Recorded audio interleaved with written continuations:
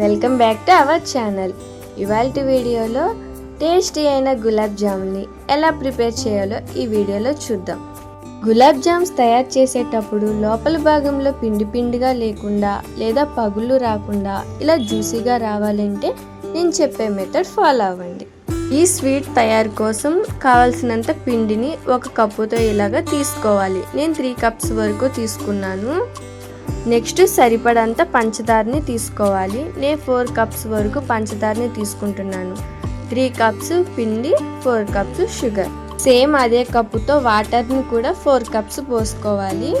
ఈ స్వీట్ తయారు చేయడానికి ముందుగా పాకాన్ని ఇలా ప్రిపేర్ చేసుకోవాలి. ఈ పంచదార మొత్తం కరిగే వరకు గరిటె పెట్టి ఇలా నిదానంగా కలుపుతూ ఉండాలి.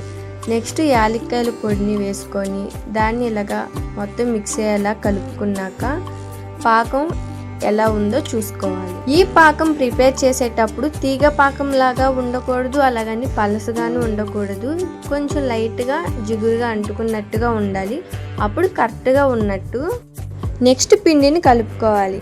దీనికోసం వాటర్ని కానీ పాలను కానీ తీసుకొని ఇలాగా కొంచెం కొంచెంగా పోసుకుంటా పిండి మొత్తాన్ని సున్నితంగా కలుపుకోవాలి. గోధుమ పిండిని కలిపినట్టుగా ఈ గులాబ్ జామ్ పిండిని అయితే కలపకూడదు. ఇలా మంచిగా మిక్స్ చేసుకోవడం వలన గులాబ్ జామ్ అనేది పగుళ్ళు రాకుండా నీట్గా వస్తుంది. ఇలా మొత్తం మిక్స్ చేసినాక కొంచెం ఆయిల్ వేసుకొని ఆ పిండి మొత్తం పట్టేలాగా అద్దుకున్నాక ఒక తడి క్లాత్ని తీసుకొని నేను చూపించే విధంగా ఉంచి ఒక 10 మినిట్స్ పాటు పక్కన ఉంచుకోవాలి. బాల్స్ చేసేటప్పుడు ఇది పొడిగా ఉండకూడదు, కొంచెం చెమ్మగా ఉండాలి. ఒకవేళ పొడిగా అయిపోతే గనక నీళ్లు కానీ పాలు కానీ కొంచెం చిలకరిచ్చినట్టుగా చేసుకొని ఇలా బాల్స్ చేసుకోవాలి.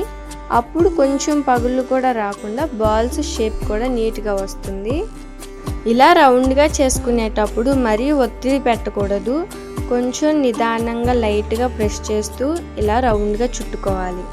ఇలా బాల్స్ అన్నీ తయారు చేసినాక తడి క్లాత్నే ఇలా పైన ఉంచి పక్కన ఉంచుకోవాలి. నెక్స్ట్ ఒక బాండీలోకి ఆయిల్ వేసుకొని ఒక చిన్న రౌండ్ బాల్ని వేసుకోవాలి. ఆయిల్ కరెక్ట్ హీట్ ఉందో లేదో చూసుకోవడానికి. ఆ బాల్ ఆయిల్లో నుండి పైకి తేలిందంటే కరెక్ట్గా ఆయిల్ హీట్ ఎక్కినట్టు. ఒకదాని తర్వాత ఒక్కొక్కటి బాల్స్ని ఈ విధంగా వేసుకోవాలి. మరి బాండీ నిండా వేయకూడదు, కొంచెమే వేసుకోవాలి. బాండీ నిండా ఎక్కువ బాల్స్ కనుక వేస్తే ఆయిల్ హీట్ అనేది తగ్గిపోయి బాల్స్ పగుళ్ళు వచ్చేస్తుంది. అందువల్ల ఎక్కువ బాల్స్ని వేసుకోకూడదు. నూనెలో ఇలా పైకి తేలినాకే ఇలా గరిటె పెట్టి ఆయిల్ని పక్కకంట ఒకటే లెవెల్లో బాల్స్ అన్నిటిని వేయించుకోవాలి. బాల్స్ పైకి తేలకుండా గరిటె పెట్టారంటే పగుళ్ళు వస్తుంది. అందువల్ల వీటిని వేయించుకునేటప్పుడు చాలా జాగ్రత్తగా వేయించాలి. అన్నీ ఒకటే లెవెల్లో వేగేలాగా వాటిని ఇలాగా కదుపుతూ ఉండాలి. ప్లీజ్ నా వీడియోస్ కొత్తగా చూస్తున్న వాళ్ళు ముందుగా నా ఛానల్ని సబ్స్క్రైబ్ చేసుకోండి. పక్కనే బెల్ ఐకాన్ ఉంటుంది, క్లిక్ చేయండి. నా నోటిఫికేషన్స్ అన్నీ మీకు వస్తాయి. వీడియో నచ్చితే ఒక చిన్న లైక్ చేయండి. నేను చెప్పే విధానం కనుక మీకు నచ్చితే కామెంట్ సెక్షన్లో కామెంట్ చేయండి. మీ ఫ్రెండ్స్కి అలాగే షేర్ చేయండి. ఈ స్వీట్ తయారు చేయడం చాలా సింపుల్ అండి. మేము ఎప్పుడు స్వీట్ చేసినా లోపల భాగంలో ఉడకడం లేదు లేదా పగులు వస్తుంది అని అనుకున్న వాళ్ళు ఈ కొన్ని టిప్స్ ఫాలో అవ్వండి. నెంబర్ 1, స్వీట్ తయారీ కోసం పిండి ఎంత తీసుకుంటామో దాన్ని బట్టి షుగర్ని తీసుకోవాలి. నెంబర్ 2, పాకం పట్టక ముందే పిండిని కలుపుకోకూడదు.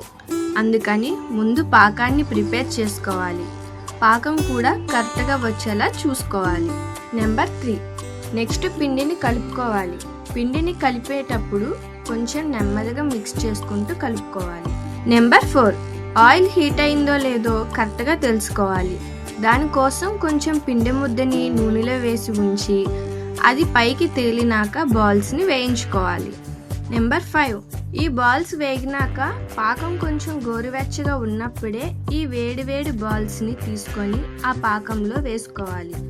లేదా పాకం చల్లారిపోయింది అని అనుకుంటే కొంచెం గోరువెచ్చగా వేడి చేసుకొని ఈ బాల్స్ని అందులో వేయాలి. నెక్స్ట్ 1 అవర్ లేదా 2 అవర్స్ పాటు ఆ పాకంలో నాననివ్వాలి. కొంతమంది ½ అవరే ఉంచుతారు. అలా ఉంచటం వల్ల బాల్స్లో లోపలి భాగంలో పాకం ఉండదు. అందుకని మినిమం 1 అవర్ అయినా ఉంచేలాగా ట్రై చేయండి. అప్పుడు టేస్టీ అయిన juicy gulab jams ready. Thank you.